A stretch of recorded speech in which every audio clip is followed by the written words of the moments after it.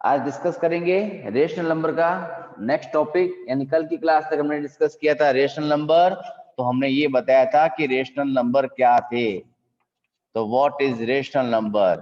तो rational number can be written in the form of p by q। Rational numbers can be written in the form of p by q where p and q are integers, है ना। Rational number can be expressed in the form of p by q, है ना। और उसके बाद क्या कहा था हमने कि p and q are integers। उसके बाद कंडीशन क्या कही थी हमने कि q is not equals to 0, q 0 नहीं हो सकता। उसके बाद ये कहा था कि आपस में क्या होते हैं कि को प्राइम नंबर्स, को प्राइम नंबर्स ये आपस में क्या होते हैं, अपने को प्राइम नंबर्स भी होते हैं। यहां तक की बात डिस्कस हो चुकी थी अपनी। अब नेक्स्ट आता है टॉपिक अपना equivalent rational number. Equivalent rational numbers. देखो रेशनल नंबर्स तो हमने फाइंड आउट कर दिया था क्या। अब कंपेयर करके देखिए क्या रेशनल नंबर आपस में इक्वल है या नहीं है। देखो एक एग्जांपल लिया, मान लिया मैंने लिखा 5/7 और आपसे ये पूछा गया कि बेटा जी आप इसका इक्विवेलेंट फ्रैक्शन निकालिए, इक्विवेलेंट रेशनल नंबर निकालिए। देखो मैंने एक वर्ड बोला था पहले, इक्विवेलेंट फ्रैक्शन, तो शायद दिमाग क्लिक कर गया होगा कि हम लोग नो डाउट इक्विवेलेंट फ्रैक्शंस की ही बात कर रहे हैं जो हमने प्रीवियस चैप्टर्स में कर रखे हैं। उसमें हम क्या करते थे, 1/1, 2/2, 3/3, 4/4। इट मीन्स न्यूमरेटर और डिनोमिनेटर दोनों को सेम न्यूमेरिकल वैल्यू से मल्टीप्लाई करते थे, यही था। कोई बात यहाँ है ना। अगर मैं इसको ये कह दूं कि मैंने 4/4 लिखा, मान लिया मल्टीप्लाई करते, तो 4 5 जा 20 और 7 5 जा 28। एक नंबर मिला मुझे 20/28 और सेकंड नंबर वो था जो मुझे गिवन नंबर था, है ना। तो 5/7 एंड सेकंड थिंग कौन मिली मुझे, 20/28। मैंने आपसे पूछा क्या बेटा जी ये दोनों नंबर आपस में इक्विवेलेंट है क्या, कि या फ्रैक्शंस जो है या ये जो रेशनल नंबर्स जो है वो आपस में इक्वल है क्या। तो आप कहोगे सर देखते हैं है क्या नहीं है। तो इक्वल देखने के लिए हम क्या करते हैं, डिवाइड करना देखा है ना। तो देखो 5 ये गया 4 की टेबल से 5 टाइम, 4 की टेबल से 7 टाइम। इट मीन्स 5/7 एंड 5/7 दोनों का न्यूमेरिकल वैल्यू सेम मिली। इट मीन्स 5/7 और 20/28 आपस में दोनों ही क्या थे, इक्विवेलेंट नंबर थे। इक्विवेलेंट नंबर निकालने के लिए क्या किया, अगर नंबर मुझे इक्विवेलेंट बनाना है तो मैं 100% न्यूमरेटर और डिनोमिनेटर दोनों को सेम न्यूमेरिकल वैल्यू से मल्टीप्लाई करूंगा। और अगर मुझे चेक करना है कि क्या दोनों आपस में इक्वल है या नहीं है, इक्विवेलेंट फ्रैक्शंस है या नहीं है, इक्विवेलेंट रेशनल नंबर्स है या नहीं है, तो 100% हम लोग क्या करेंगे, डिवाइड। यानी नेक्स्ट स्टेप फाइंड आउट अगर मुझे करना है तो मैं करूंगा मल्टीप्लाई, और अगर चेकिंग करनी है तो मैं करूंगा इसको डिवाइड। ठीक है, चेक करना होगा तो मैं इसमें क्या करूंगा, डिवाइड करूंगा। इट मींस अगर न्यूमरेटर और डिनोमिनेटर दोनों को सेम नंबर से मल्टीप्लाई कर दिया जाए या फिर सेम नंबर से क्या कर दिया जाए, डिवाइड कर दिया जाए, तो हम लोग ये चेक करके बता सकते हैं कि गिवन रेशनल नंबर क्या हमारे इक्विवेलेंट रेशनल नंबर्स है या फिर नहीं है। ठीक है, इक्विवेलेंट रेशनल नंबर है या फिर नहीं है। अब बात करते हैं नेक्स्ट टॉपिक अपना, पॉजिटिव और negative rational numbers. Positive and negative rational numbers की बात करते हैं।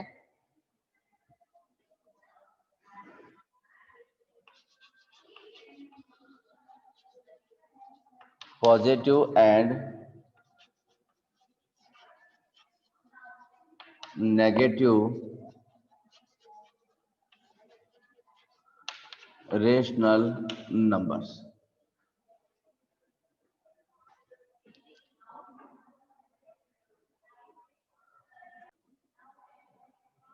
Positive and negative rational numbers, यानी रेशनल नंबर कब पॉजिटिव होता है और कब नेगेटिव होता है, इस बात की बात करते हैं। देखो हमने ये कहा था कि रेशनल नंबर को हम लोग इंटीजर की फॉर्म में लिखते हैं, यानी p बाई क्यू जो होता है अपना, वो उसका नोटेशन होता है। अगर मेरे पास बोथ p एंड q, यानी दोनों p और q जो दोनों थे सेम साइन वैल्यू हो, हैव सेम साइन, यानी या तो दोनों के पास नेगेटिव हो या फिर दोनों के पास पॉजिटिव हो, उस कंडीशन में वो मेरा क्या कहलाता है, पॉजिटिव रेशनल नंबर। ठीक है, जैसे लिखा मान लीजिए देखो मैंने 7/3, 9/11, माइनस का 3 माइनस का 5, -3/-8। देखो फर्स्ट ऑफ ऑल जो टू वैल्यू मैंने आपको दी है, उस टू वैल्यूज के अकॉर्डिंग देखो ये दोनों के दोनों वैल्यू किसकी है, मेरी पॉजिटिव है। ठीक है, सेकंड में देखा दोनों वैल्यू क्या थी, मेरी नेगेटिव थी, यानी न्यूमरेटर और डिनोमिनेटर दोनों की वैल्यू अगर मेरे पास सेम साइन की हो, उस कंडीशन वो मेरा क्या कहलाता है, पॉजिटिव इंटीजर्स। अगर वो डिफरेंट की होगी तो नेगेटिव। तो नेगेटिव की बात करूंगा, इट मींस दोनों में से कोई एक, या तो -7/3 या फिर 9/-11, यानी न्यूमरेटर और डिनोमिनेटर दोनों में से किसी एक के पास, न्यूमरेटर और डिनोमिनेटर दोनों में से किसी एक के पास नेगेटिव साइन होना जरूरी है। अगर नेगेटिव साइन दोनों में से किसी एक के पास नहीं है, इट मींस वो 100% किस में जाएगा, पॉजिटिव में चला जाएगा। और अगर किसी के पास एक नेगेटिव है, इट मींस वो कहां चला जाएगा, आपके नेगेटिव रेशनल नंबर्स में। ठीक है, अब बात करते हैं रेशनल नंबर की स्टैंडर्ड फॉर्म के बारे में। Standard form of rational numbers, standard form of rational number.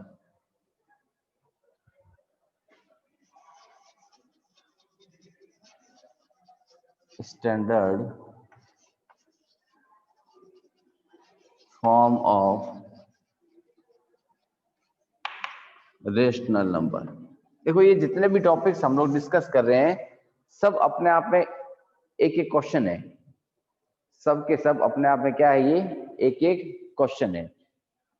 जैसे हमने बात की थी इक्विवेलेंट रेशियो रेशनल नंबर की, है ना, उस समय मैंने एक एग्जांपल लिखा था, मैंने 5/7 को मैंने 4/4 से मल्टीप्लाई करके 20/28 बनाया था। ठीक है, अब मैंने आपको क्वेश्चन ही वही दे दिया कि 20/28 मेरा एक क्वेश्चन है। ठीक है, और मैं कहूं कि इसको स्टैंडर्ड नोटेशन में कन्वर्ट करना है, तो स्टैंडर्ड में ले जाने का मतलब क्या होता है कि हमारा रेशनल नंबर क्या कहता है कि rational number can be written the form of p by Q, तो p बाई क्यू की फॉर्म में लिखा हुआ है। दोनों इंटीजर्स है तो इंटीजर्स भी हो सकते हैं, दोनों इंटीजर्स है, इट मींस ये इंटीजर्स भी हो सकते हैं। ये मैंने इंटीजर्स के लिए प्लस माइनस दोनों वैल्यू साथ में ले ली।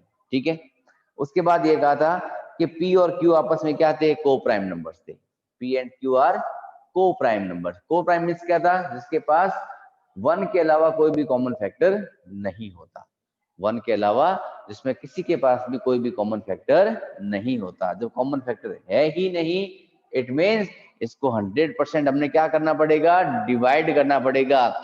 यानी जब हमें रेशनल नंबर इक्विवेलेंट बनाना था तो हमने किया था मल्टीप्लाई किया था, अब हम वापस क्या करेंगे, डिवाइड। तो देखो मैं इसको सेम नंबर से डिवाइड करूंगा, और जो सेम नंबर से जो डिवाइड कर रहे हैं वो होता है divided by HCF, divided by HCF। हम इसको किससे डिवाइड करेंगे, HCF से, यानी हाईएस्ट कॉमन फैक्टर से डिवाइड करेंगे। नॉर्मली क्या कहते हैं, चल इसको 2 से कर दिया, इसको 2 से कर दिया, इसको 3 से कर दिया, इसको 3 से कर दिया। जो हम 2 और 3 जो वर्ड यूज कर रहे हैं, वो रियलिटी में 2 और 3 है क्या चीज हमारे पास, उसके HCF ही तो होते हैं। क्या होते हैं, HCF होते हैं। तो कहीं आपको ये लिखा मिल जाए अगर कि सिंपलेस्ट फॉर्म में कन्वर्ट करने के लिए रेशनल नंबर को हम उनके HCF से डिवाइड करेंगे। HCF से डिवाइड करने का मतलब कॉमन नंबर से डिवाइड करना है, तो देखो इसको 4 से डिवाइड किया तो 4 5 जा 20, 4 7 जा 28, यानी इसकी सिंपलेस्ट फॉर्म कौन है 5/7। और 5/7 का इक्विवेलेंट रेशियो कौन है, इक्विवेलेंट रेशनल नंबर कौन है अपना 20/28। सेम एज इसकी बात करूं मैं अगर, तो देखो दोनों 6 की टेबल में आते हैं, 6 4 जा 24, 6 5 जा 30, -4/5। तो -4/5 का इक्विवेलेंट रेशनल नंबर कौन है -20/24/30, और -20/4/30 का स्टैंडर्ड फॉर्म कौन है -4/5। यानी दोनों चीजें एक दूसरे से जुड़ी हुई है, यानी जब इक्विवेलेंट फ्रैक्शन निकालना होगा तो नो डाउट मल्टीप्लाई करेंगे, जब हमें स्टैंडर्ड फॉर्म निकालनी होगी तो नो डाउट हम लोग डिवाइड करेंगे। क्लियर है बात?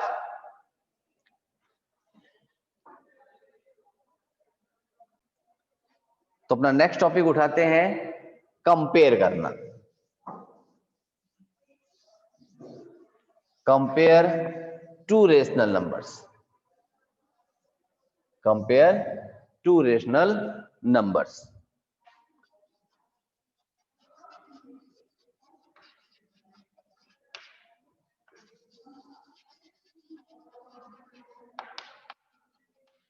मैं अगर फर्स्ट ऑफ ऑल एग्जांपल दूं आपको कि मैंने लिखा -1/2 एंड 1/2, तो आप कह दोगे डायरेक्टली कि सर ये नेगेटिव वैल्यू है, ये हमारी पॉजिटिव वैल्यू है, तो positive value is always greater than negative value, है ना।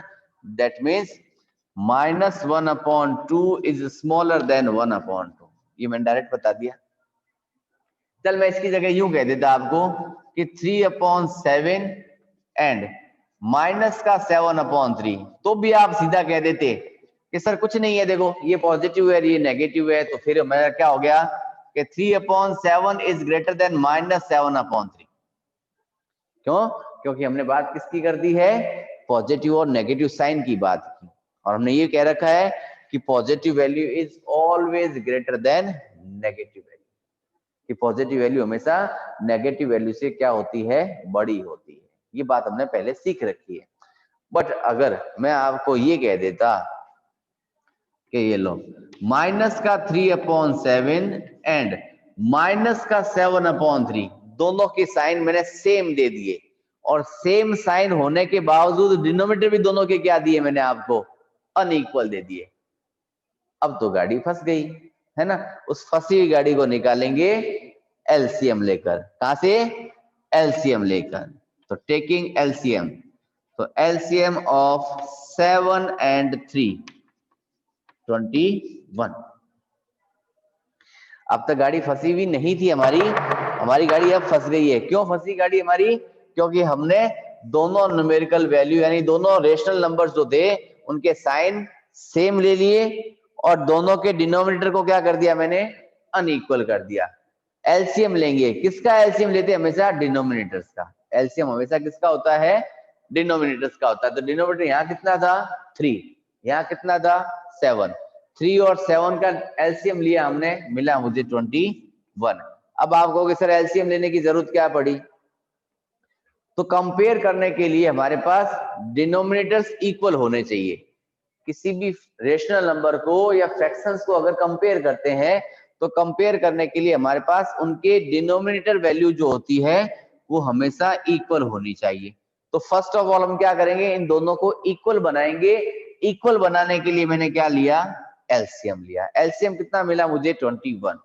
अब देखो 7 की टेबल में 21 मिलता है 3 टाइम्स, यानी हमने क्या किया, -3/7 को 3/3 से मल्टीप्लाई कर दिया।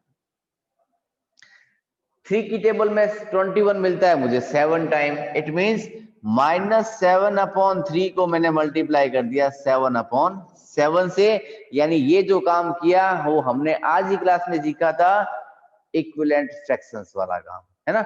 यानी हम क्या फाइंड आउट कर रहे हैं, इसके इक्विवेलेंट फ्रैक्शंस। इसका जो पेयर बनेगा वो किसका इक्विवेलेंट होगा, -7/3 का। इसका जो सॉल्यूशन आएगा वो बनेगा -3/7 का। चलो अब ये मत कर देना 3 से 3 काट दूं, नहीं काटना है। 3 3 जा 9 और 7 3 जा 21। 7 7 जा 49 और 3 7 जा 21। देखो दोनों के डिनोमिनेटर्स हो गए अपने इक्वल। तो अब खेल किसके ऊपर? न्यूमरेटर के ऊपर। सारा खेल किसका डिपेंड करता है? न्यूमरेटर का। अब देखो न्यूमरेटर में -9 इज ग्रेटर देन -49।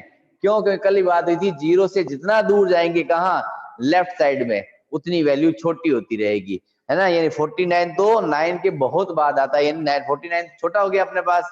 तो क्या लिखेंगे? -9/21 इज ग्रेटर देन -49/21।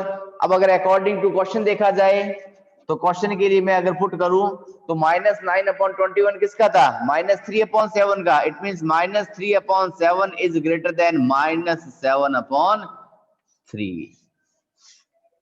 ठीक है, आई थिंक बात समझ में आ गई है ये वाली। ठीक है, तो आज की क्लास में हम लोग इतना ही टॉपिक क्लियर करेंगे। ठीक है, बाकी मिलते हैं नेक्स्ट रिमेनिंग टॉपिक्स के साथ, जिसमें हम बात करेंगे rational numbers between two rational numbers की। Rational numbers between two rational numbers और rational number on number lines. ठीक है, तो ओके बाय बेटा, आज के लिए इतना ही कुछ।